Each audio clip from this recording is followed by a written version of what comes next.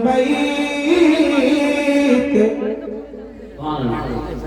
اے نبی کے گھر والوں، اللہ پاک یہ ارادہ فرماتا ہے کہ تم سے ناپاکی کو دور فرمائے، وَيُطَهِّرَكُمْ تَطْهِيرًا، اور تمہیں خوب پاک صاف اور ستھرا فرما دے۔ حضرات محترم، اس آیت مقدسہ میں اللہ پاک نے اہل بیت اطہار کی شان کو بیان فرمایا۔ ارشاد فرماتا ہے پروردگار عالم کہ بے شک اللہ پاک یہ ارادہ فرماتا ہے کہ اے نبی کے گھر والوں، اب نبی کے گھر والے کون ہیں؟ تو اس آیت کے شان نزول میں امہات المؤمنین کو بھی شامل کیا گیا۔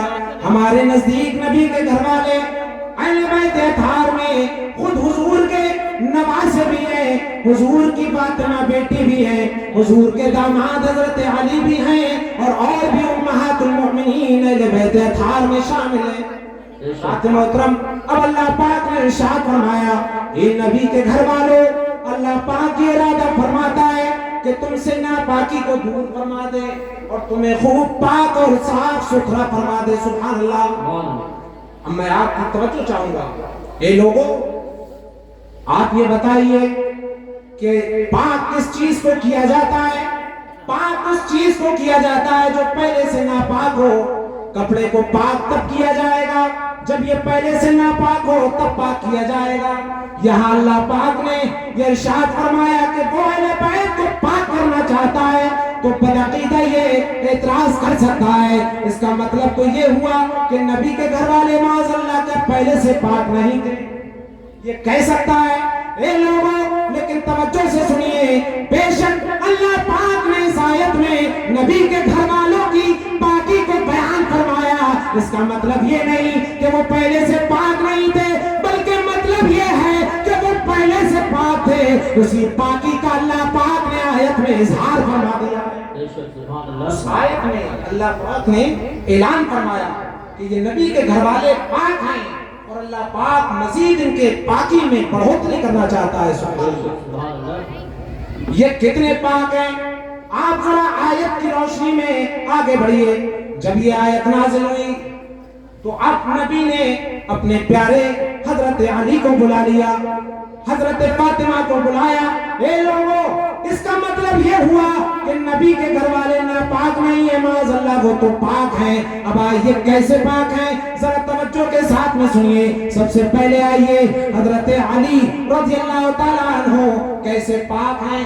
حضور نے ارشاد فرمایا کائنات میں کسی کو بھی مسجد میں ناپاکی کی حالت میں جانے کی اجازت نہیں۔ حالت جنابت میں کوئی بھی مسجد میں نہیں جا سکتا سوائے میرے اور علی کے، کہ علی بھی حالت جنابت میں مسجد میں جا سکتے ہیں۔ کہ اللہ پاک نے ان کی پاکی کو بیان فرمایا۔ اتنے پاک ہیں کہ اللہ پاک نے حضرت علی کے لیے بھی پاکی کی آیت میں ان کا بھی شمار فرما دیا۔ سبحان اللہ، حضرت علی بھی پاک ہیں۔ اب اور دیکھیے، اب آئیے حضرت فاطمہ رضی اللہ تعالیٰ عنہ کتنی پاک ہیں۔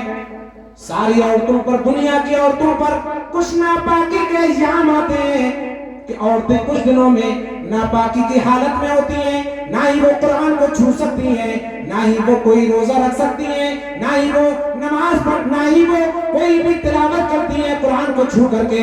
اے لوگوں، عورتیں اس وقت میں عبادت کی یہ چیزیں نہیں کرتی ہیں۔ لیکن آئیے خاتون جنت کی بارگاہ میں آئیے، سارے خاتون کی جنتوں جنتیوں کی سردار کی بارگاہ میں آئیے تو آقا ارشاد فرماتے ہیں میری بیٹی فاطمہ یہ جنتی حوروں کی سردار ہے، اور یہ میری بیٹی فاطمہ یہ ایک جنتی حور ہے۔ سبحان اللہ۔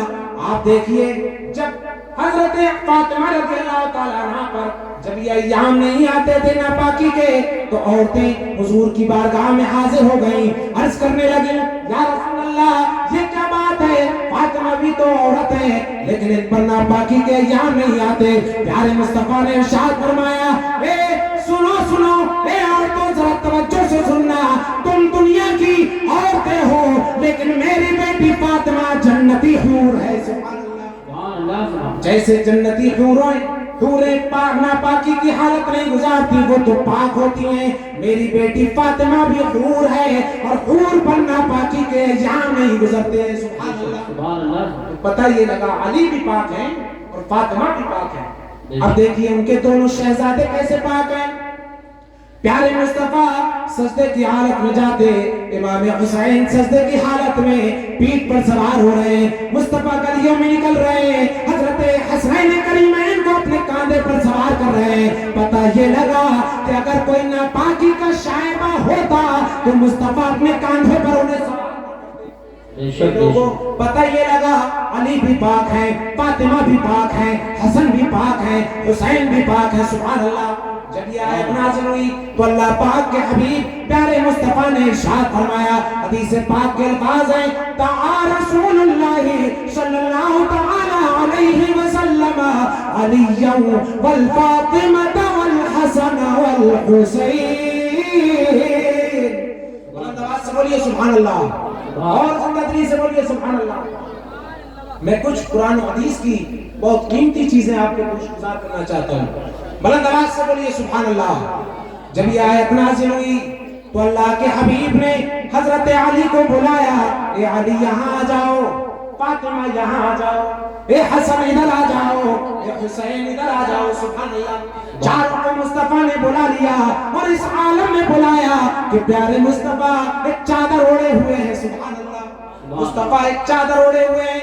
ए अली तुम भी आ जाओ चादर के नीचे, फातिमा तुम भी आ जाओ चादर के नीचे, हसनैन करीमैन को भी चादर के नीचे बुला लिया। सुभान अल्लाह। ए लोगों, अब एक चादर थी और तन मुस्तफा का एक था। तवज्जो है हज़रात की? तवज्जो है? सब लोग सुन रहे हैं?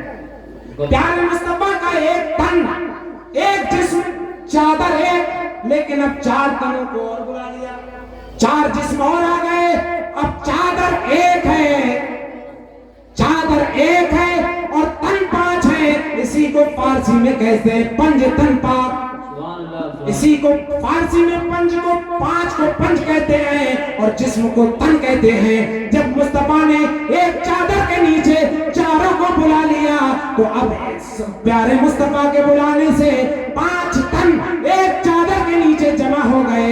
इसीलिए पंज तन पाक से अहले बैत को याद किया जाता है। मुस्तफा ने पांचों को बुला लिया और बुलाने के बाद में अल्लाह रब्बुल इज्जत की बारगाह में अर्ज करने लगे, अल्लाहुम्मा हाउलाई अहलु बैती व खासती।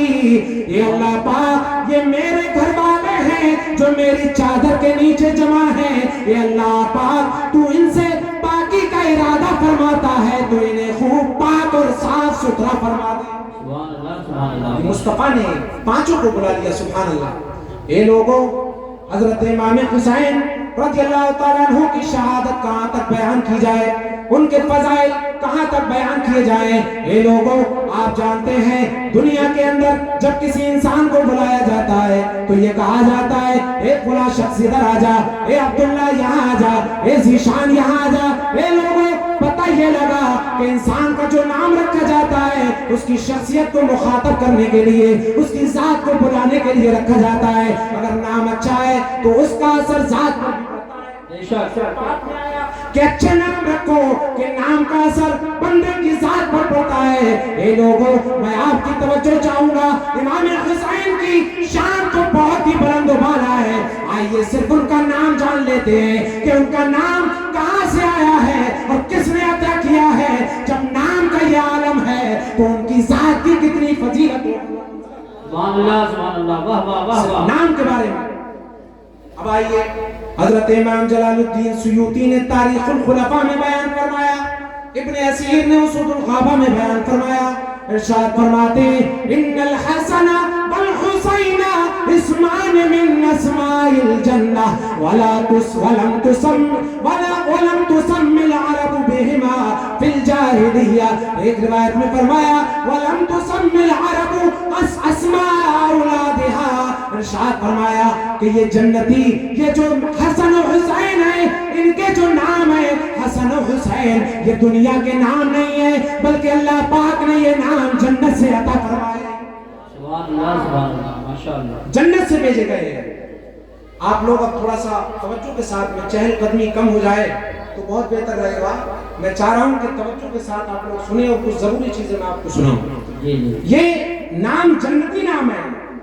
اب آپ سوچیں گے کہ جنت میں جو چیز ہوتی ہے وہ نازل کی گئی تو پہلے جیسے من و سلوا یہ اتارا گیا تو جنتیوں میں تھا، بعد میں نیچے اتار دیا گیا. بہت ساری چیزیں جو پہلے جنت میں تھیں نیچے اتار دی گئی. تو یہ حسن و حسین کے نام جنتی نام ہے. تو یہ ذہن میں آ سکتا ہے، ہو سکتا ہے جنت میں کسی غلام کا نام حسن و حسین رہا ہو، یہ ذہن میں بات آ سکتی ہے. لیکن محدثین نے اس بات کی بھی صراحت فرما دی اور ارشاد فرمایا کہ یہ جو نام حسن و حسین ہے جب تک جنت میں تھے تب بھی کسی کے نام نہ تھے، اس لیے کہ ان ناموں کو اللہ پاک نے اپنے حجاب اقدس میں چھپا کر کے رکھا تھا. نبی کے نواسوں کے نام حجاب اقدس میں چھپے ہوئے تھے یہاں تک کہ حسن و حسین پیدا ہو گئے تو اللہ پاک نے حضرت جبریل کو حکم دیا، اے جبریل جاؤ جاؤ میرے پیارے مصطفیٰ کے پاس میں چلے جاؤ اور جا کر کے کہنا اللہ پاک ان ناموں کو بدلنا چاہتا ہے. حضرت علی نے جو نام رکھے تھے پیارے مصطفیٰ سے جا کر کے کہنا اللہ پاک ان ناموں کو بدلنا چاہتا ہے. جبریل بارگاہ رسالت میں حاضر ہو گئے، عرض کرنے لگے یا رسول اللہ، اللہ پاک یہ چاہتا ہے کہ آپ کے نواسوں کے نام بدل کر کے حسن و حسین رکھ دیے جائیں. سبحان اللہ سبحان اللہ ماشاءاللہ. اللہ پاک کے حکم سے نواسوں کے نام حسن و حسین رکھے گئے اور یہ جنتی نام ہے. پتہ یہ لگا کہ ان کی جنتی نام ہے. جب ان کے نام کی یہ فضیلت ہے تو ان کی ذات کی فضیلت کا کیا عالم ہوگا. بات محترم پیارے مصطفیٰ کتنی محبت فرماتے ہیں اپنے نواز حضرت امام حسین سے اور حضرت امام حسن سے. توجہ کے ساتھ سنیے، ابھی حضرت امام حسین دنیا میں تشریف نہیں لائے ہیں. آپ کے آنے سے پہلے ہی مصطفیٰ نے امام حسین کے پیدا ہونے کی خبر پہلے ہی ارشاد فرمائی. ابھی دنیا میں تشریف نہیں لائے ہیں. حضرت ام فضل بنت حارث جو حضرت عباس کی بیوی ہیں بارگاہ رسالت میں حاضر ہو گئی اور عرض کرنے لگی یا رسول اللہ میں نے رات میں ایک بہت ہی بھیانک خواب دیکھا ہے. یا رسول اللہ میں نے خواب دیکھا ہے ان رأیت کأنی قطعت من جسد ووضعت فی حجری. اے پیارے مصطفیٰ میں نے رات بہت ہی بھیانک خواب دیکھا ہے. فرمانے لگے مصطفیٰ اے ام فضل بیان کرو وہ کیسا خواب ہے جو تم نے بھیانک دیکھا ہے. کہنے لگی یا رسول اللہ میری زبان میں یہ طاقت نہیں کہ آپ کی بارگاہ میں اس بھیانک خواب کو بیان کر سکوں. یا رسول اللہ وہ خواب بہت ہی سخت ہے. میرے پیارے مصطفیٰ نے ارشاد فرمایا اے ام فضل بیان کرو وہ خواب کیسا ہے. کہنے لگی یا رسول اللہ میں نے خواب میں دیکھا ہے کہ رات میں نے خواب میں دیکھا کہ گویا آپ کے جسم اقدس سے ایک ٹکڑا کاٹ لیا گیا، آپ کے جسم اقدس سے ایک گوشت کا ٹکڑا کاٹ لیا گیا اور کاٹ کر کے وہ میری گود میں رکھ دیا گیا. یا رسول اللہ میں تو بہت ڈری ہوئی ہوں، میں تو خوف زدہ ہوں، یہ کیسا خواب ہے. مصطفیٰ نے جب یہ خواب چنا تو ارشاد فرمایا اے ام فضل گھبرانے کی ضرورت نہیں ہے، انہو خیر. ارشاد فرمایا اے ام فضل گھبراؤ نہیں، یہ برا خواب نہیں ہے بلکہ یہ تو بہت ہی اچھا خواب ہے. سبحان اللہ بہت ہی اچھا خواب ہے. حضرت ام فضل حیرت میں پڑ گئی اور کہنے لگی یہ تو اتنا بھیانک خواب ہے کہ مصطفیٰ کے جسم اقدس سے ایک گوشت کا گویا کہ ٹکڑا کاٹ لیا گیا. حضرت ام فضل کیوں حیرت زدہ ہوئی اور کیوں گھبرائی؟ اس لیے کہ وہ صحابیہ تھیں اور صحابہ اکرام بھی یہ نہیں چاہتے تھے کہ کبھی ہمارے پیارے مصطفیٰ کے پیر میں کوئی کانٹا بھی چبھ جائے. یہ بھی صحابہ اکرام کو برداشت نہ تھا. حضرت خباب رضی اللہ تعالیٰ عنہ کو جب مشرکین نے قید کر لیا اور پھانسی پر سولی پر لٹکایا گیا، حضرت خباب سے کہا جانے لگا اے خباب تم نے جس نبی کا کلمہ پڑھا ہے تم سوچتے ہوگے کاش کہ وہ نبی میری جگہ ہوتے جن کی وجہ سے مجھے سولی پر لٹکایا گیا ہے. کاش کہ وہ نبی میری جگہ ہوتے، میں نے ان کا کلمہ کیوں پڑھ لیا. حضرت خباب نے جب مشرکوں کی یہ بولی کو سنا تو کہنے لگے اے لوگوں سنو سنو، اے نابکارو سنو سنو، تم یہ کہتے ہو کہ وہ میری جگہ ہوتے، ارے یہ میری ایک جان کیا ہے. اگر یہ ہزاروں جانیں بھی مجھے مل جائے تو میں ساری جانوں کو نبی کے قدموں پہ قربان کر دوں. سبحان اللہ. نعرہ تکبیر، نعرہ رسالت، نعرہ غوثیت، مسلک اعلیٰ حضرت फैजान आला हजरत मौलाना कमाल मुस्तफा साहिब अज़हरी सुभान अल्लाह। हजरत खब्बाब फरमाते हैं एक जान क्या है, मुझे अगर और जाने मिल जाए तो सारी सरकार के कदमों पे निसार कर दूं। हुजूर आला हजरत ने जब बरेली की सरजमीन से इस वाक़े को पढ़ा और दूसरी हदीस की मंजरकशी अपने शेर में कर दी और इरशाद फरमाते हैं करूं तेरे नाम पे जाफिदा बस एक जान तो वाह वाह वाह। करूं तेरे नाम पे जाफिदा न बस एक जान वो जहां फिदा वो जहां से भी नहीं जी भरा करूं क्या करो जहां। सुभान अल्लाह माशाअल्लाह। आला हजरत कहते हैं बार बार जानों को करोड़ों जानों को कुर्बान किया जाए तब भी नबी की मोहब्बत का हक अदा नहीं किया जा सकता। बेशक हजरत खब्बाब ने ये जवाब दे दिया। पता ये लगा कि सहाबा इकराम इतने जानिसार थे प्यारे मुस्तफा के कि वो एक कांटा भी चुभना बर्दाश्त नहीं कर सकते थे। मोहब्बत में इतने फरेबता इतने मर्तबे को पहुंचे हुए कि प्यारे मुस्तफा अगर कभी अपना लुआब दहन बाहर निकाल रहे हैं तो सहाबा इकराम अपने हाथों में लुआब दहन को ले रहे हैं। प्यारे मुस्तफा अगर रीशे मुबारक तराश रहे हैं तो सहाबा इकराम दाढ़ी के बालों को अपने पास में महफूज कर रहे हैं। ए लोगों, ये सहाबा इकराम की मोहब्बत है। हजरत खालिद बिन वलीद ने एक टोपी में हुजूर के बाल मुबारक को सिल लिया था और जब राज पूछा गया ए खालिद बिन वलीद जिस जंग में जाते हो कदम चूमती है, ए खालिद बिन वलीद वजह क्या है? कहने लगे कोई और बात नहीं है बल्कि ये जो इश्क मेरे दिल में मचल रहा है और नबी के बाल का सदका है कि जिस जंग में जाता हूँ कामयाबी मेरे कदम चूमती है। सुभान अल्लाह माशाअल्लाह। बेशक एक जंग में टोपी गिर गई तो सारे लोग कुफ्फारे मक्का और मुशरिकीन अपनी अपनी तलवारें नंगी तलवारें हाथ में लिए हुए हैं, लेकिन खालिद बिन वलीद जंग से हाथ रोक लेते हैं और फौरन अपनी टोपी ढूंढने लगते हैं। पता क्या लगा, बाद में उन्होंने इस राज को बयान किया और कहा इस टोपी में मुँह मुबारक शरीफ है जिसकी वजह से मैं जंग को जीतता था। ऐसा न होता कि कोई खराबी लाजिम आ जाती तो पहले मुझे टोपी को उठाना जरूरी था। हजरत खालिद बिन वलीद ने टोपी को सर पर रख लिया। ए लोगों, पता ये लगा सहाबा इकराम की जिंदगी को अपनाइए, उनकी सीरत पर जिंदगी गुजारने की कोशिश कीजिए। सहाबा इकराम इतने जानिसार थे अपने नबी के, इतने वफादार थे अपने नबी के कि अपनी जानों को कुर्बान कर देते, लेकिन कभी भी हुजूर से मोहब्बत में कभी नहीं आने देते। ए लोगों, आज अपने मुहासबा कीजिए कि आज हम किस दौर में जी रहे हैं, आज हम कहां पहुंच गए। आज हमारे सामने नबी की तौहीन की जाती है, नबी की तौहीन करने वाले लोग भौंकते हैं, लेकिन हमारे जज्बे कहां खत्म हो जाते हैं। ए लोगों, जब बात आए नबी की तौहीन की तो हमें बर्दाश्त नहीं करना है बल्कि नबी के लिए अपनी जानों को भी कुर्बान करना है। ए लोगों, लेकिन मैं आपको बताऊं हमारा मुल्क हिंदुस्तान है, ये अमन और सलामती का देश है, ये हमारा वतन जिससे हम बेइंतहा मोहब्बत करते हैं। यहाँ की फिजा को भी साथ सलामत रखना है, सही और सालिम रखना है। ए लोगों, अपने आप को ना ही आज तलवारें हाथ में लेने की जरूरत है, ना ही आपको आज लोगों के गले काटने की जरूरत है, ना ही आज आपको मैदान में इस तरह खुल्ला निकलने की जरूरत है क्योंकि आप जिहाद के शराइत से दूर हैं। ए लोगों, आप इस तरह से नहीं कर सकते बल्कि हाँ आपके सामने जो बात गलत हो तो कम से कम आदमी के अंदर ये ईमान हो कि उस बात को दिल में जरूर गलत जाने। इसलिए क्या हदीस पाक में आया है, मर्रा मुनकिरन फलयुगय्यर बियदिही व इन लम यस्तति व बिलिसानिही व इन लम यस्तति व बिक़ल्बिही व हादा अदअफुल ईमान।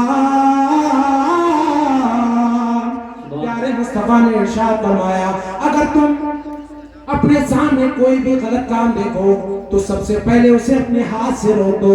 अगर हाथ से रोकने की सलाहियत ना हो, हाथ से रोकने की पावर ना हो तो फिर उस काम को अपनी जबान से जोर रोक दो, कह दो कि ये काम गलत हो रहा है, ये नहीं होना चाहिए। अगर इतनी भी सलाहियत ना हो, इतनी भी पावर نہ ہو تو ایسے وقت میں اس کام کو دل میں ضرور برا جانو، اس لیے کہ اگر دل میں برا جانو گے تو اس کا مطلب آپ کے دل میں ایمانی رمق باقی ہے اور آپ اس کام کو برا جان رہے ہیں۔ اے لوگوں، ملک کی فضا بھی خراب نہ ہو اور ہمیں اپنے ملک کی چین و سکون کے ساتھ، امن و سلامتی کے ساتھ میں جینا ہے، اور نبی کی محبت یہ ہے۔ اے لوگوں، آج آپ کو ہاتھوں میں تلواریں نہیں لینا ہے، یہ کام تو شہیدان کربلا نے 72 نفوس قدسیہ نے میدان کربلا میں کر کے دکھایا۔ انہوں نے نانا کے دین کو آج امت کے لیے بچایا تھا۔ جب دین ہم تک بچ کر کے پہنچ گیا ہے تو ہمیں آج اللہ کی بارگاہ میں آج ہمیں تلواریں نہیں اٹھانا ہے بلکہ اپنے سروں کو اللہ کی بارگاہ میں جھکا دینا ہے۔ سبحان اللہ، بہت تلواریں نہیں اٹھانا ہے بلکہ اپنے سروں کو اللہ کی بارگاہ میں جھکانا ہے۔ بے شک۔ اے لوگوں، یہ پیارے مصطفیٰ کے شہزادے حضرت امام حسین ابھی دنیا میں تشریف نہیں لائے۔ حضرت ام فضل بیان کرتی ہے، یا رسول اللہ، میں نے ایک ڈراؤنا خواب دیکھا، گویا کہ آپ کے جسم اقدس سے ایک ٹکڑا کاٹ لیا گیا اور وہ میری گود میں رکھ دیا گیا۔ مصطفیٰ نے فرمایا، اے ام فضل، یہ تو بہت ہی اچھا خواب ہے۔ عرض کرنے لگی، یا رسول اللہ، کیا تعبیر ہے اس خواب کی؟ بیان فرمائیے، کیا تعبیر ہے اس خواب کی؟ تو پیارے مصطفیٰ نے ارشاد فرمایا، فاطمہ تلد فاطمہ انشاءاللہ غلام یکون فی حجرک۔ اور زندگی سے بولیے سبحان اللہ۔ میرے پیارے مصطفیٰ نے فرمایا، اے ام فضل، پریشان کیوں ہوتی ہو؟ جو تم نے خواب دیکھا کہ تمہاری گود میں گویا کہ میرا ٹکڑا، جسم کا ٹکڑا ڈال دیا گیا۔ اے ام فضل، سنو، یاد رکھنا، وہ وقت قریب ہے کہ میری بیٹی فاطمہ کے ایک بیٹا پیدا ہونے والا ہے، اور وہ بیٹا سب سے پہلے جس کی گود میں آئے گا، اے ام فضل، وہ تم ہو۔ یاد رکھنا، اس کا مطلب یہ ہے کہ میرے جسم سے ایک ٹکڑا کاٹا گیا، یعنی جو اولاد پیدا ہونے والی ہے وہ میری ہی نسل سے ہوگی، فاطمہ کے ذریعے ہوگی، اور جو بیٹا پیدا ہوگا سب سے پہلے اے ام فضل تمہاری گود میں جائے گا۔ سبحان اللہ، ماشاءاللہ، بہت